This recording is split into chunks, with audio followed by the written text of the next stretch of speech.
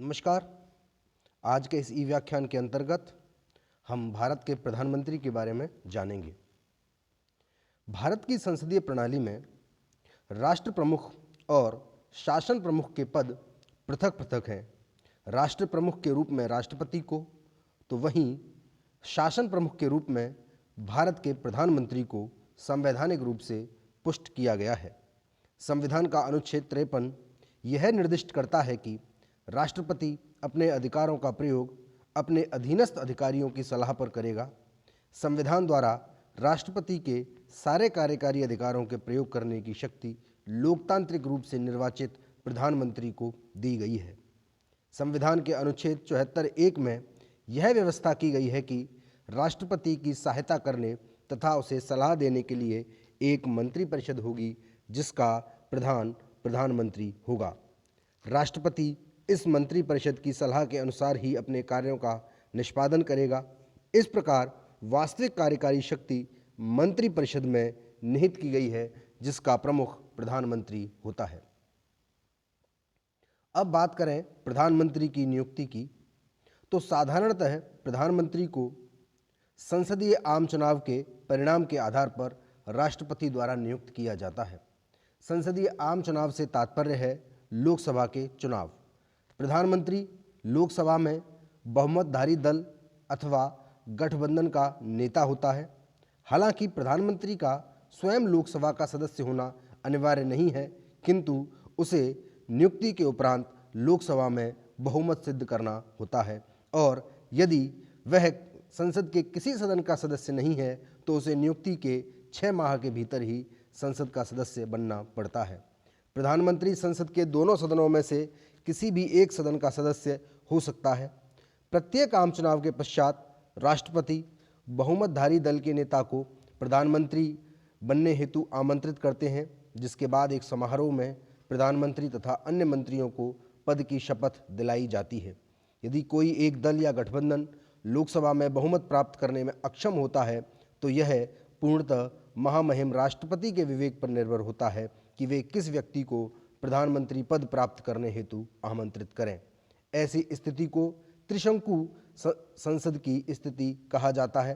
त्रिशंकु सदन की स्थिति में राष्ट्रपति साधारणतः सबसे बड़े दल के नेता को निम्न सदन में बहुमत सिद्ध करने हेतु आमंत्रित करते हैं। हालांकि संवैधानिक तौर पर राष्ट्रपति अपनी पसंद के किसी भी व्यक्ति को आमंत्रित करने हेतु पूर्णतः स्वतंत्र हैं, किंतु व्यवहार में लोकसभा में सर्वमान्य या बहुमत दल का नेता ही प्रधानमंत्री नियुक्त किया जाता है।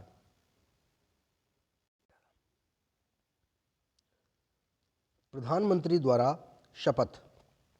प्रधानमंत्री को पद ग्रहण करने से पूर्व राष्ट्रपति द्वारा शपथ दिलाई जाती है। भारतीय संविधान की 3री अनुसूची में विनिर्दिष्ट प्रारूप में प्रधानमंत्री पद और गोपनीयता की शपथ ग्रहण करता है। प्रधानमंत्री पहली शपथ लेता है कि वह भारत के संविधान के प्रति सच्ची श्रद्धा और निष्ठा रखेगा, भारत की प्रभुता और अखंडता अक्षुण्ण रखेगा तथा संघ के प्रधानमंत्री के रूप में अपने कर्तव्यों का श्रद्धापूर्वक और शुद्ध अंतःकरण से निर्वहन करेगा तथा किसी भय, पक्षपात, अनुराग या द्वेष के बिना सभी लोगों के प्रति संविधान और विधि के अनुसार न्याय करने की शपथ भी प्रधानमंत्री लेता है।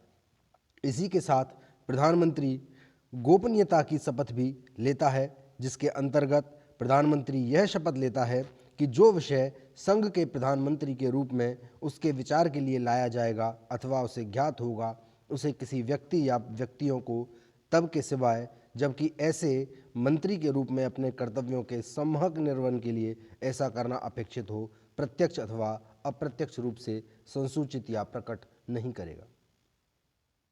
अब बात आती है प्रधानमंत्री के कार्यालय की। सैद्धांतिक रूप में प्रधानमंत्री राष्ट्रपति के प्रसाद पर्यंत अपने पद पर बना रहता है। राष्ट्रपति पद के विपरीत प्रधानमंत्री के कार्यकाल के लिए कोई अवधि निर्धारित नहीं की गई है, अतः एक पदधारी प्रधानमंत्री अनिश्चित काल तक प्रधानमंत्री पद पर बना रहता है, बशर्ते कि राष्ट्रपति को उस पर विश्वास हो। किंतु व्यवहार में इसका अर्थ यह है कि एक व्यक्ति केवल तब तक प्रधानमंत्री पद पर बना रह सकता है जबकि उसे लोकसभा में बहुमत प्राप्त है। यदि किसी कारणवश लोकसभा सरकार के विरोध में अविश्वास मत पारित करे अथवा यदि किसी कारणवश प्रधानमंत्री की संसद की सदस्यता शून्य घोषित हो जाए तो प्रधानमंत्री किसी भी समय अपने पद का त्याग राष्ट्रपति को एक लिखित त्यागपत्र सौंप के कर सकते हैं। प्रधानमंत्री के कार्यकाल पर न ही किसी प्रकार की समय सीमा है, न कोई आयु सीमा निर्दिष्ट की गई है। अब बात आती है प्रधानमंत्री की शक्तियों और कार्य की। सबसे पहला कार्य है कि प्रधानमंत्री सरकार का मुखिया होता है। राष्ट्रपति देश या राष्ट्र के मुखिया होते हैं, जबकि प्रधानमंत्री सरकार या शासन का मुखिया होता है। सभी निर्णय मंत्रिपरिषद और प्रधानमंत्री की सलाह व सहायता के बाद राष्ट्रपति के नाम पर लिए जाते हैं। यहाँ तक कि प्रधानमंत्री की सिफारिश के अनुसार ही राष्ट्रपति अन्य मंत्रियों की नियुक्ति करते हैं। प्रधानमंत्री कैबिनेट अथवा मंत्रिमंडल का नेता भी होता है। अपनी नियुक्ति के बारे में राष्ट्रपति को प्रधानमंत्री सिफारिश करता है कि कौन क्या है तथा मंत्रियों के बीच विभिन्न विभागों का आवंटन और फेरबदल भी व्यवहार में प्रधानमंत्री ही करता है। प्रधानमंत्री मंत्रिपरिषद की बैठकों की अध्यक्षता करता है, उनके निर्णयों को प्रभावित करता है और किसी भी सदस्य को इस्तीफा देने के लिए कह सकता है या राष्ट्रपति से सिफारिश कर सकता है कि वह अमुक मंत्री को पद से बर्खास्त करे। यदि प्रधानमंत्री की मृत्यु या इस्तीफा हो जाता है तो पूरा मंत्रिमंडल ही भंग हो जाता है।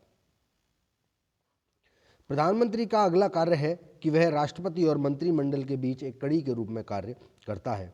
संविधान के अनुच्छेद 78 में प्रधानमंत्री के कर्तव्य निर्धारित किए गए हैं और उनके निर्वहन के लिए वह राष्ट्रपति और कैबिनेट के बीच एक कड़ी के रूप में कार्य करता है। जैसे केंद्रीय मामलों के प्रशासन और कानून के लिए प्रस्तावों से संबंधित मंत्रिपरिषद के सभी निर्णयों पर संवाद करते समय जब मंत्रिपरिषद द्वारा किसी भी निर्णय पर विचार करने के लिए संविधान की किसी भी धारा या परिषद की राय नहीं ली जाती है तो तब राष्ट्रपति इस तरह के मुद्दों पर विचार करने के लिए प्रधानमंत्री से प्रश्न कर सकते हैं।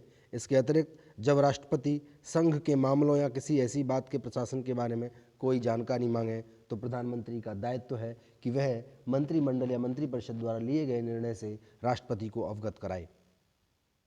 प्रधानमंत्री संसद का नेता भी होता है।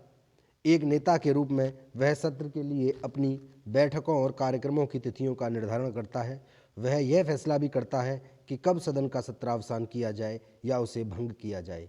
एक मुख्य प्रवक्ता के रूप में वह सरकार की प्रमुख नीतियों की घोषणा करता है और तत्पश्चात प्रश्नों के उत्तर भी देता है। प्रधानमंत्री अपनी पार्टी के सदस्यों का नेता होता है। इसके अतिरिक्त प्रधानमंत्री विभिन्न आयोगों का पदेन अध्यक्ष भी होता है, जैसे पूर्व में योजना आयोग, वर्तमान में नीति आयोग, राष्ट्रीय विकास परिषद, राष्ट्रीय एकता परिषद, अंतर्राज्यीय परिषद, राष्ट्रीय जल संसाधन परिषद आदि। विशेष परिस्थितियों में प्रधानमंत्री की स्थिति विशिष्ट होती है, जैसे गठबंधन सरकारों में राज्य की गतिविधियों के एक विशेष उद्देश्य को हल करने के लिए एक अस्थायी अवधि के लिए 2 या 2 से अधिक अलग अलग दलों के व्यक्तियों के एक साथ आने या एक गठबंधन में प्रवेश करने को गठबंधन कहा जाता है। एकल पार्टी सरकार में प्रधानमंत्री की स्वरूप या प्रधानमंत्री की स्थिति अलग होती है। एकल पार्टी सरकार से आशय है कि जब चुनावों में एक दल पूरा बहुमत हासिल कर लेता है तो राष्ट्रपति उस दल के नेता को प्रधानमंत्री के रूप में सरकार बनाने और कार्य करने के लिए आमंत्रित करते हैं। संविधान में यह उल्लेख है कि इस तरह के मामलों में प्रधानमंत्री के पास बिना प्रतिबंधों के साथ सभी अधिकार होते हैं। इस प्रकार की सरकार अधिक स्थिर होती है। इसके अतिरिक्त एक अल्पसंख्यक सरकार भी होती है। जब संसदीय प्रणाली में अल्पमत सरकार का गठन तब होता है जब एक राजनीतिक पार्टी या पार्टियों के गठबंधन में संसद में कुल सीटों का बहुमत नहीं होता है, लेकिन एक त्रिशंकु लोकसभा चुनाव परिणामों की स्थिति में अन्य दलों के बाहरी समर्थन द्वारा एक सरकार शपथ ले लेती है।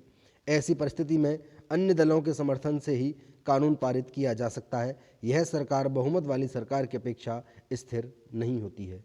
राजनीतिक इतिहास में इसका एक बेहतरीन उदाहरण नरसिंह राव की सरकार मानी जाती है। ऐसी स्थिति में यह जरूरी नहीं कि सबसे बड़ी पार्टी का नेता ही प्रधानमंत्री होगा, बल्कि वह सभी सदस्यों द्वारा तय किया गया कोई भी व्यक्ति हो सकता है। ऐसी स्थिति में सरकार कानून पारित कराने के लिए अन्य दलों पर निर्भर रहती है। गठबंधन और अल्पमत सरकार के बीच ये प्रमुख अंतर यह है कि गठबंधन सरकार में अल्पमत सरकार में विपक्षी दल एक समझौते का निर्माण कर सकते हैं जिसके द्वारा उन्हें सरकार पर नियंत्रण करने की अनुमति प्राप्त हो जाती है। इस प्रकार आज के इस ई व्याख्यान के अंतर्गत हमने प्रधानमंत्री के बारे में जाना। धन्यवाद।